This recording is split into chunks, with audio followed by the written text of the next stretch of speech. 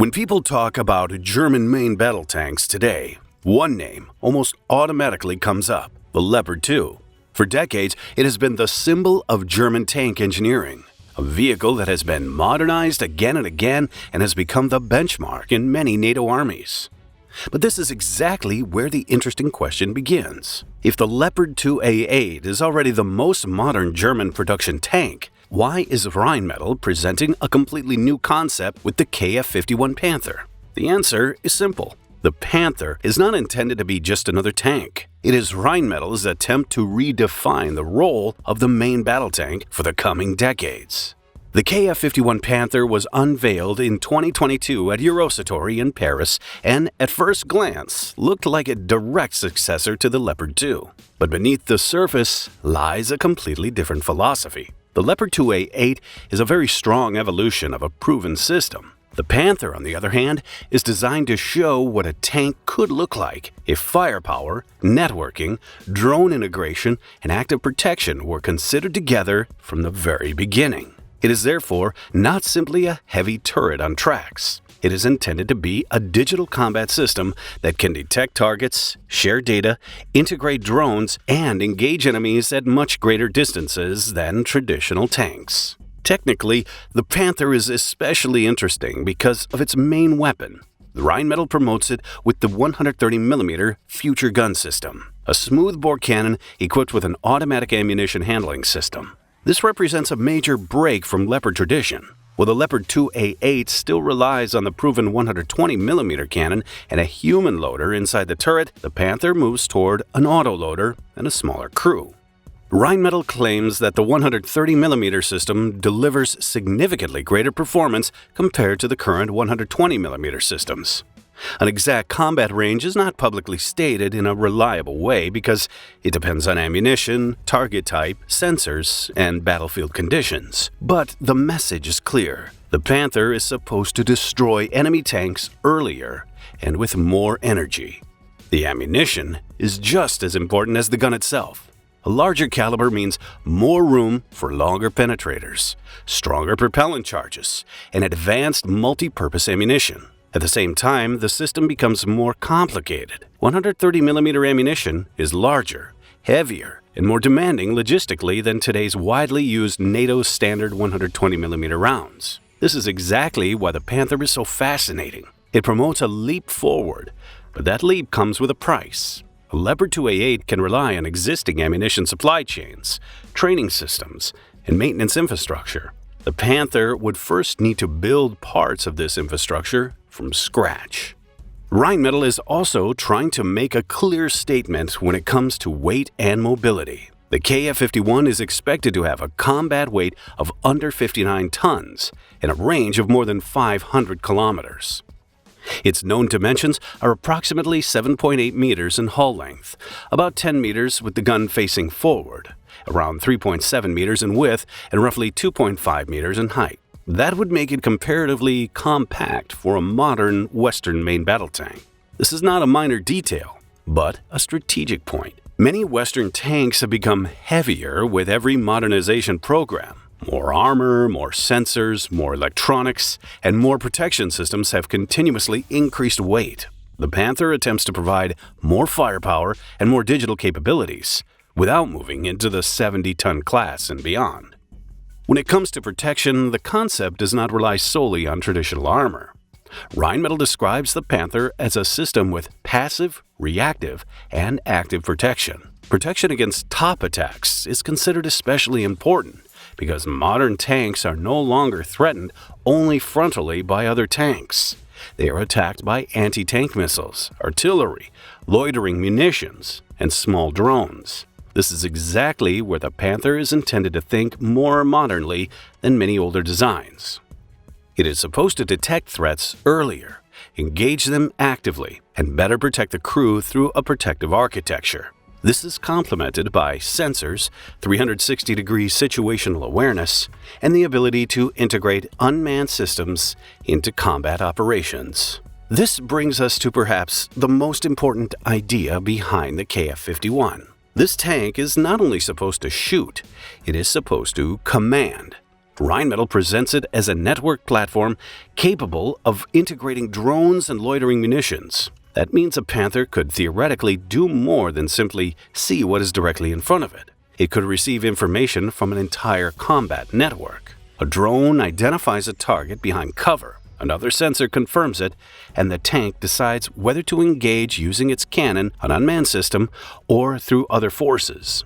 This is the difference between a traditional main battle tank and a tank acting as a central node on the digital battlefield. But how realistic is this project today? Here, it is important to remain honest. The KF-51 Panther is not yet a production tank of the German army. It is not a vehicle already serving in large numbers with military units. The most concrete step so far is the development contract with Hungary. In 2023, Rheinmetall received a contract worth around 288 million euros to further develop the Panther KF-51 together with Hungary. This involves a demonstrator vehicle and preparation for serial production readiness. Interestingly, the Hungarian variant, called KF-51 Evo, is initially expected to use the 120mm L55A1 cannon with an autoloader, rather than the 130mm gun right away.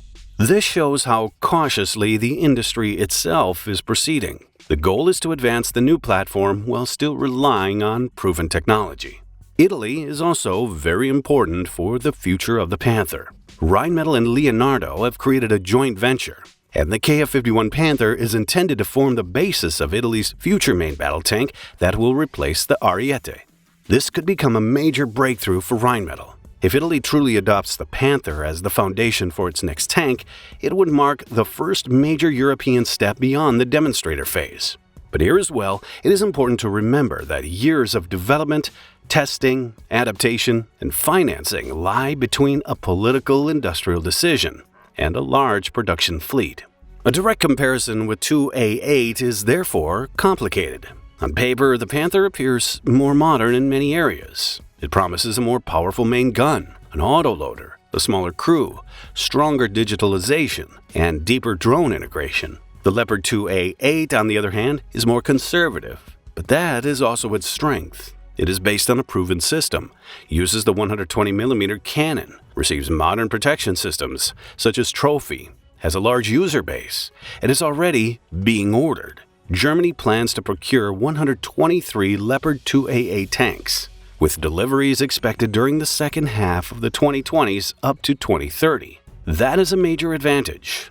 A tank that can be ordered today and trained on tomorrow is militarily more valuable than a revolutionary concept that is not yet fully ready for mass production.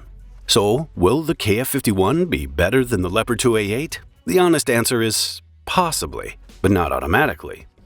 If Rheinmetall successfully integrates the 130mm cannon, autoloader, active protection, digital architecture, and drone integration into an affordable production vehicle, then the Panther could indeed become the more advanced tank. But today, the Leopard 2A8 remains the safer option. It is not a dream of tomorrow, but a real tank for the coming years. The Panther still has to prove that its promises can work under real production conditions. There is also a decisive difference when it comes to cost. For the Panther, there is currently no publicly reliable unit price available. One can only seriously say that the Hungarian development contract is worth around 288 million euros.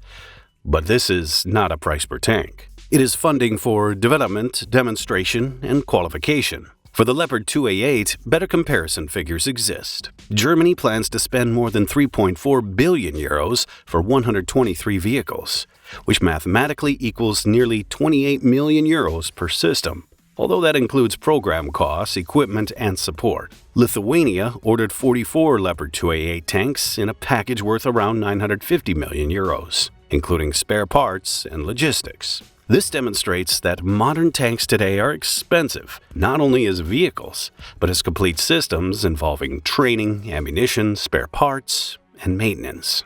Internationally, the Panther faces strong competition. In the United States, the M1E3 Abrams is being developed as a lighter and more modern version of the Abrams, specifically intended to solve problems such as weight, logistics, and protection against new threats. In the United Kingdom, the Challenger 3 is being developed with a new 120mm smoothbore cannon, a redesigned turret architecture, and modern electronics. South Korea is working long-term on the K3, which is also moving toward a 130mm cannon, an unmanned turret, and a highly digital combat vehicle. And in Europe, KNDS is developing concepts such as the Leopard 2 ARC 3.0 and the EMBT, both of which feature autoloaders, stronger guns, and unmanned turret concepts. The Panther is therefore not alone. It is part of a global race for the next generation main battle tank. And that is exactly what makes it so interesting. The KF-51 Panther stands between two worlds. On one side, there is the Leopard 2A8, real, proven, expensive, but available. On the other side, there is the future. Large calibers, drones, artificial intelligence, network sensors, active protection systems, and smaller crews. The Panther is trying to bring this future to the battlefield earlier than traditional long-term programs, such as the MGCS. If Rheinmetall succeeds, the KF-51 could become one of the most important European tanks of the coming decades. In the end, the Panther is not fascinating because it immediately replaces the Leopard 2. It is fascinating because it asks the question of what a tank in the 21st century actually still needs to be. Is a more heavily armored Leopard with better protection enough? Or does Europe need a completely new type of main battle tank that combines guns, sensors, drones, and data into a single system? The KF-51 Panther provides a bold answer to that question.